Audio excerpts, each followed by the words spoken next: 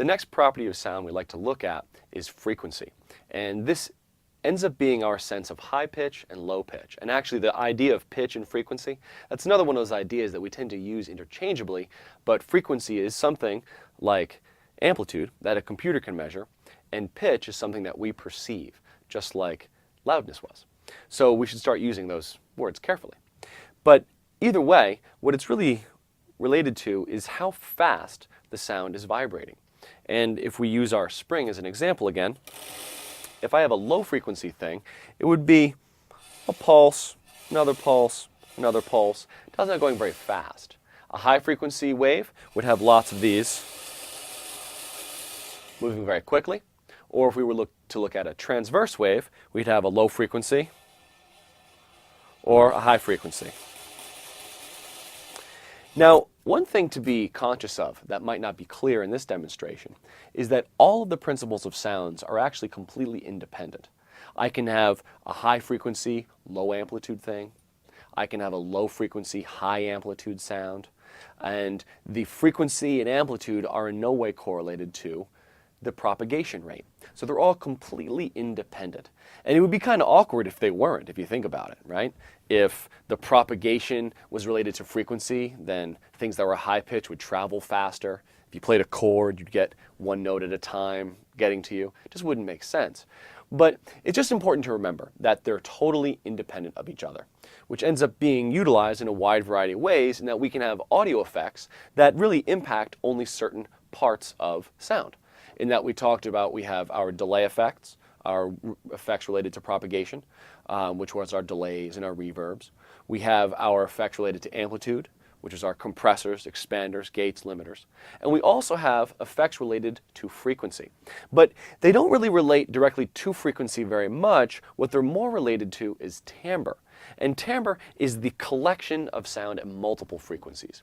We find that only the very simplest of sounds has energy at a single frequency, and that's actually a sine wave. So when you hear the term sine wave, you're talking about energy at a single frequency. But that rarely happens.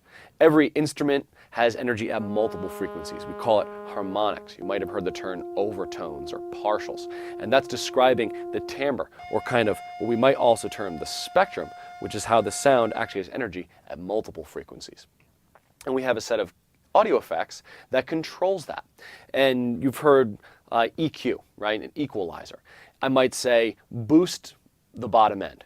Well, in that instance, I have an amplitude that I'm saying boost, that's raise the amplitude, and I'm also giving a frequency, the bottom end, right? I'm saying increase the low frequencies. And that really is an EQ, would do that.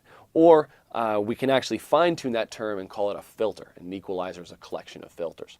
So anytime you're going to give an amplitude at a specific frequency, that's going to be a filter, and it's manipulating the timbre.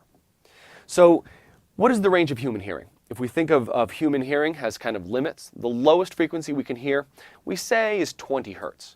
And the highest frequency is around 20,000 hertz, otherwise known as 20 kilohertz. Now, 1 hertz is once per second. So a 1 hertz sound would vibrate once every second. That's actually below what we can hear, and we hear things that vibrate 20 hertz a second is a very, very low pulse, and really it's almost heard as a rhythm in a way. Now, no one can really hear 20,000 hertz, or very rarely can we hear 20,000 hertz. Young children can often, but as you grow older, your high end kind of dissipates naturally.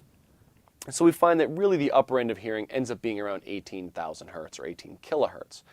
We find that females tend to hear higher frequencies than males in general, so it's a little bit variable, but it's nice to have that just nice round number of the human hearing range being from 20 hertz to 20 kilohertz. And also, we don't hear equally across that entire range.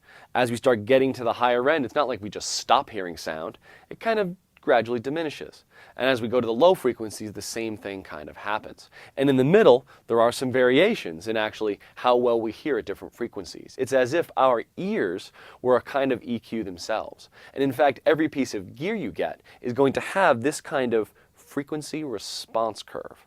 So that's an important characteristic of your microphones you're going to choose, in that they will impose some kind of shape across the frequency response. It's as if they act like an EQ, and you're going to find that across any piece of gear you get actually does have that kind of effect, and our own ears also have that effect. So we can see that this idea of frequency and timbre is going to be an important one across everything we do with music production. So again, like amplitude and propagation, I'd like you to bring this into the forums. And some discussions that you might want to start would be about the Fletcher-Munson curves, would be about the human hearing range. Consider looking into psychoacoustics, which is the way in which we perceive sound. Look up the term masking, phantom fundamental, frequency response, and timbre in general.